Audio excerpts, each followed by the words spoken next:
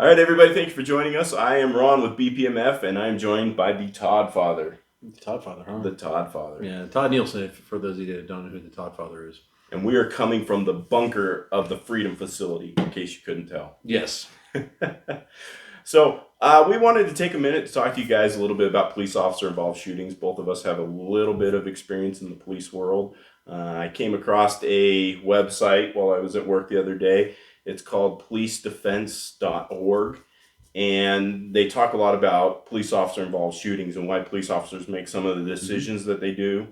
We both felt like there was a little bit left out, that we wanted to go into a little bit more detail of what's going on in a police officer's head when they're responding to a violent call. Yeah. We're going to try and be a little bit non-critical of the officer's tactics, because we understand that everybody has a different viewpoint. When we talk about different tactics of different people, when we're reviewing police officer or other people involved shootings, it's not to be critical of them.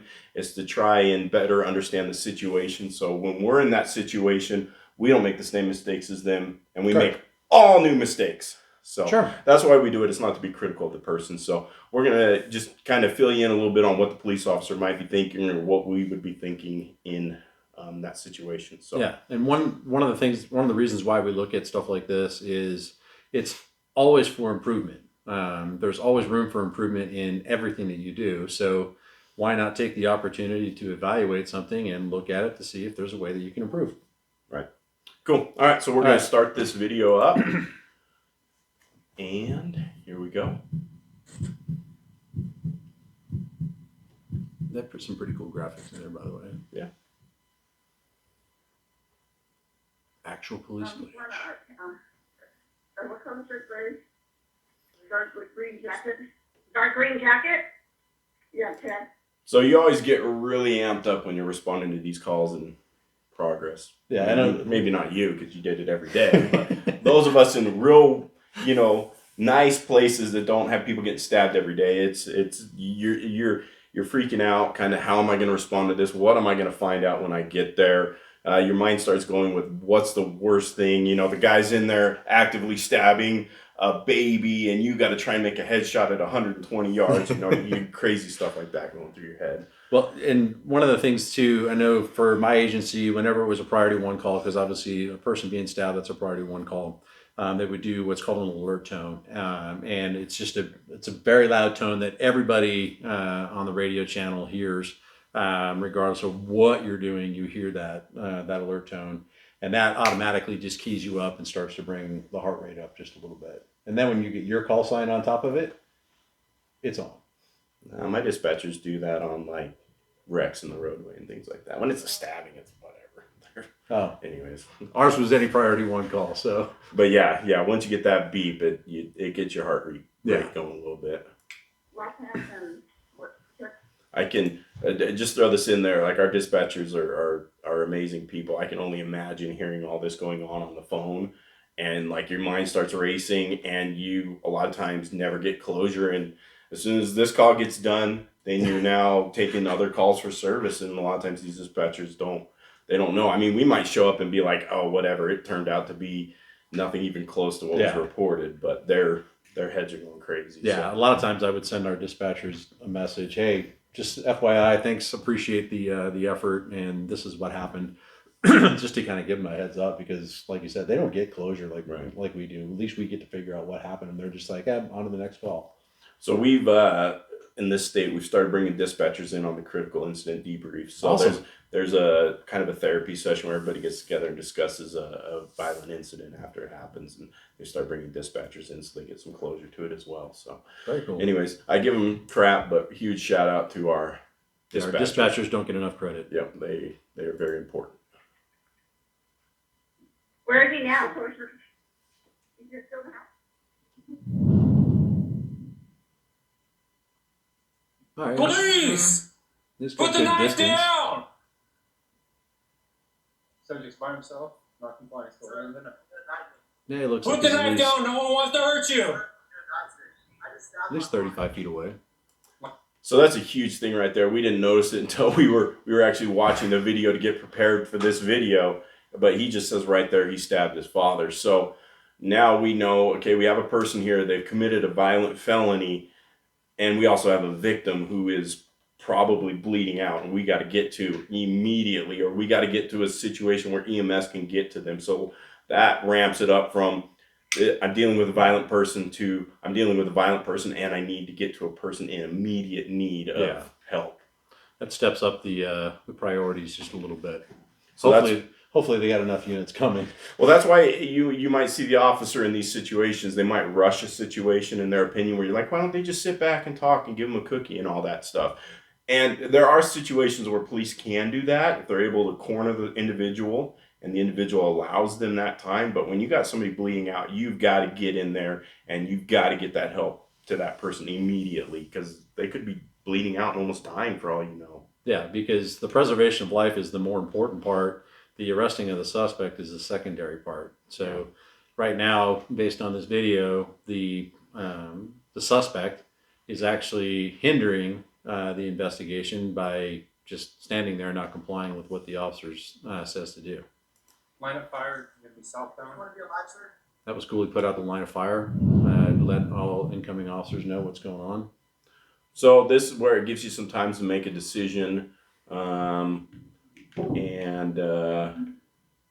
Let's see, stay back and continue to I talk. don't want to hurt you, man. So yeah, they give you some options. It won't let me pause it while it's got the questions up there because I think he wants to simulate that you only have a short amount of time to make a decision, and that's how it would be as a police officer. You don't have all the time in the world to make the decision. You've only got seconds, sometimes less than that. Yeah.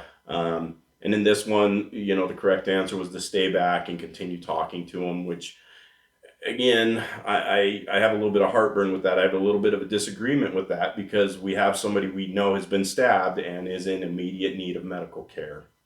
Yeah, and one of the things too that you have to remember, the first officer on the scene or the first officer that comes in contact with the suspect, they're bought and paid for. That officer now owns that suspect, and regardless of what else is going on, they still need to keep in the back of their head that other officers need to go into different areas to cover different sectors and, hopefully render aid to the person that's down. But at this point in time, the officer that's in contact with the suspect, that's his sole responsibility. He's got to focus on that, but still be mindful of everything else that's going on around them. So there's a lot of things that a police officer is thinking about just in this one little incident here. I think we're less than a 5-minute incident, and there's about a million things that I was thinking about that they've got to go through. So Yeah. Just please put the knife down and come on out. We can work through this. see when he's turning away like that, that concerns put me the knife because down he's and looking. come on out, man. For me, he looks like he's looking for a place to run. Right. He's looking for an escape. Yeah. Yeah. And that concerns me because I need to keep him somewhat contained because he still is armed. He's already shown a tendency to want to commit violence, so we're going to have to.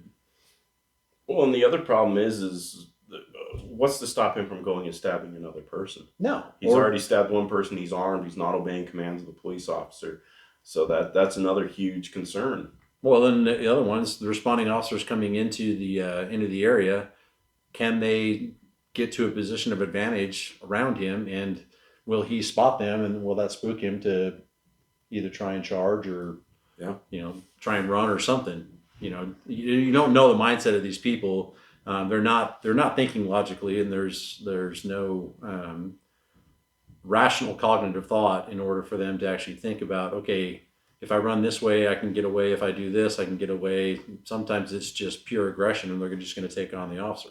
Well, and I mean, they're teenagers, so Yeah. in normal situations, they don't make the best decisions. But there's a saying that when emotions are high, decision making is down, and that's why this officer, in my opinion, he's doing an awesome job of trying to use clear commands, keeping his voice under control, giving the suspect some space to try and de-escalate the situation. So hopefully he can get this suspect to put down the knife and comply without fighting.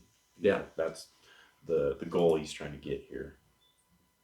So 110 is where Please we're put the at now. knife down, man. I don't want to hurt you. We can work through whatever happened. We can work through it. Just put the knife down. That's a pretty decent sized knife. Mm-hmm. Please put the knife down, man. I don't want to hurt you. Open top pretend just better pistons.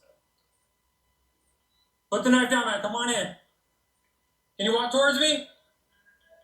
Hey, stop. Don't walk away. Okay, so what do we do? Stay back, follow him, fire a warning shot. Follow him.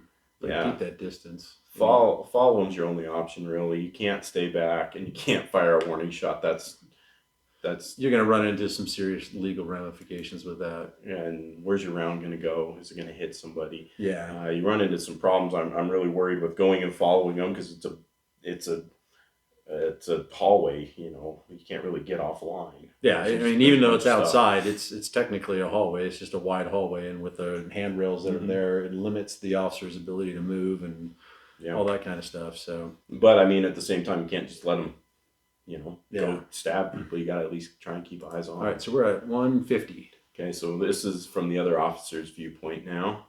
Backup's on scene. See, he's gloving up. Actually, that's good thinking on his part and thinking ahead. I'm glad he's doing it before he's in view of the suspect, like Yeah. we've seen in a lot of videos. Where Don't do that, man. Okay, so what do we do at this point? Move back, shoot the knife out of his hand, or use the taser to immobilize him. So you can move back. That would be okay. Shooting the knife out of his hand just isn't going to happen.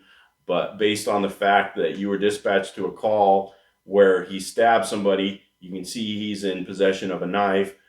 The other officer has told you that he's not obeying commands. I would say based on those facts alone, you would be legally justified to use your taser on this individual. Well, and Don't do that. pause it right here because we're at 211.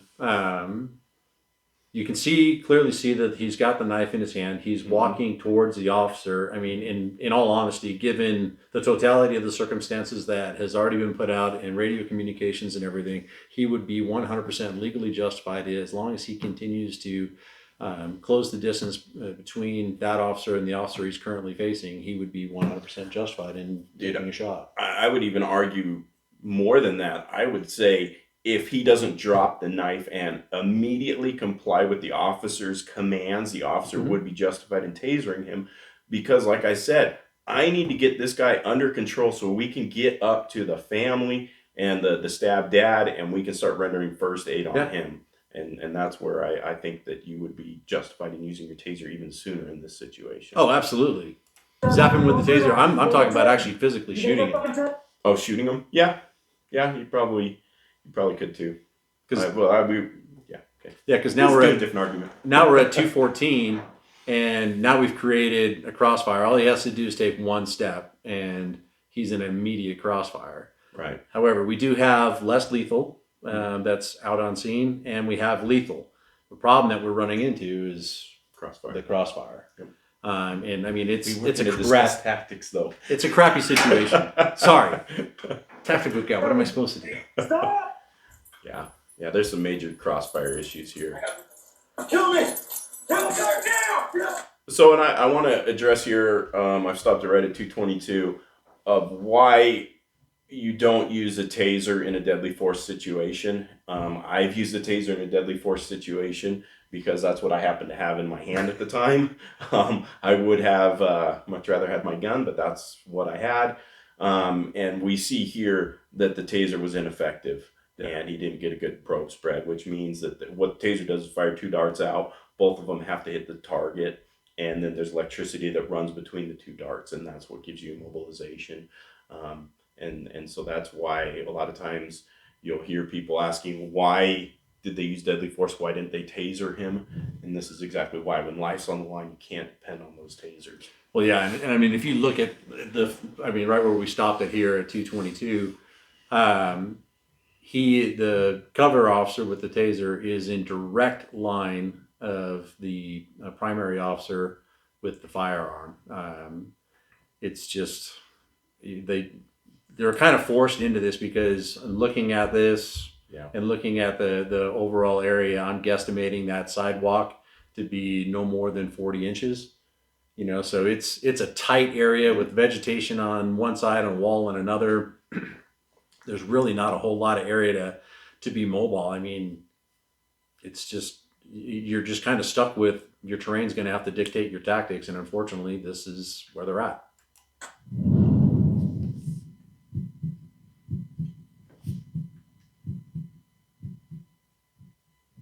This is crazy footage. So just walking myself there. Yeah. Hey, stop right there, man. Stop. Hey. I got these. Tell me. What's in our deal? Not addressing tactics. All right, so what do we do here? Turn around and run, shoot him in the chest, shoot him in the leg. Shoot him in the chest. That's what I do. But So, you know, turning around and running, I mean, the guy's already in a full sprint. He's going to catch you and he's going to stab you in the back. yeah, Shooting him in the leg or in the hand is going to be very difficult to get an accurate hit. It's also not guaranteed to be effective. yeah. The leg is moving, and it's a lot smaller of a target than the chest, which is pretty immobile in comparison to the limbs. Yeah. So, What's in our deal?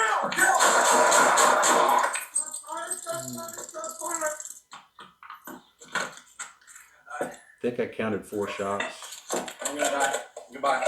Um, No, don't reach for anything, man. We're gonna help you, okay? Get it. okay. So, I mean, these officers are awesome. I mean, you can see them. They're trying to use first aid. So, you know, we're talking to a psychologist who was coming in speaking with police officers, and he's like, this is just a psychologically just damaging, just he couldn't describe it, to how a person goes from trying to kill another person to now trying to save their life. And Yeah. that's the stuff that police officers have to deal with every day. yeah, you know, and just because you put the rounds down range doesn't mean that it's over. Everything still needs to continue on. It doesn't stop just because shots were fired. Right. The investigation still needs to continue. You still have, at that point in time, you have a duty to render aid to that particular person as soon as possible. You know, once that knife is secured, you know, there's really no other outside threats that are apparent. Unless family comes out and they get upset, or friends and sympathizers come out. Oh yeah, and There's always those suck. so one thing I wanted to touch on was officers are being taught a lot of de-escalation techniques, which is good and bad. This is kind of shows you kind of the bad side of it. The possible bad side is, you know, they give this guy every opportunity in the world to comply. They try to de-escalate, and what does he do? He tries to kill the police officer. Yeah. And fortunately, the police officer was, you know, dialed in and was able to protect his own life. But that's a reality of law enforcement. So. Yeah. And I think, in going back to this incident when it originally happened, I think it was last year, Mhm. all those rounds actually connected. Yeah. And the ability for him to place all those rounds effectively, you know, it's such a quick reaction while backpedaling. That's an impressive bit of piece on there. So I don't want to go down this a ton, but there's a lot of resources on this website that talk about why so many rounds are used. Just going to touch on it real quick. Is you never know if one round is going to be effective. A lot of times people are shot once and they continue their attack. So that's why police officers fire as many rounds as it takes until the suspect is no longer a threat. And that's when, you know, police officers are usually, almost all the time, they stop shooting at that point. So. Yeah. All right. Do you have anything else to add? People could say that the second officer who had the taser, that he could be in danger. Mm-hmm. The way I kind of look at that is, yeah, he could be in danger because he only has non-lethal. He doesn't have a lethal piece of equipment that he can utilize right immediately at the time. But as he took the spin and as he continued the almost 270 degree spin to turn towards the officer with the gun, he basically takes the other officer out of threat range. However, secondary officer who had the taser, there's nothing to say that he couldn't have transitioned from his taser to his pistol and fired also. Right. So, real quick, I want to let you guys know we don't talk about tactics a ton. The courts rule in most shootings, especially police officer shootings, that the police officer, the person doesn't have to use perfect tactics. There's no way you could always use perfect tactics. It just needs to be reasonable. It needs to be reasonable based on the circumstances. From everything in this video, we don't know anything more other than what's in this video. Well, he probably does. He'd probably tell you the name. Well, his name's right there, but he'd probably tell you the whole backstory. But it appears to be a justified police shooting that was necessary to preserve life. So, if you guys have any questions or anything else you would like us to watch and review, please comment in the comments below. Thank you so much for joining us. And I'll let you say it. You let me say it I'll today? let you say it. Y'all be kind to each other and have a great day.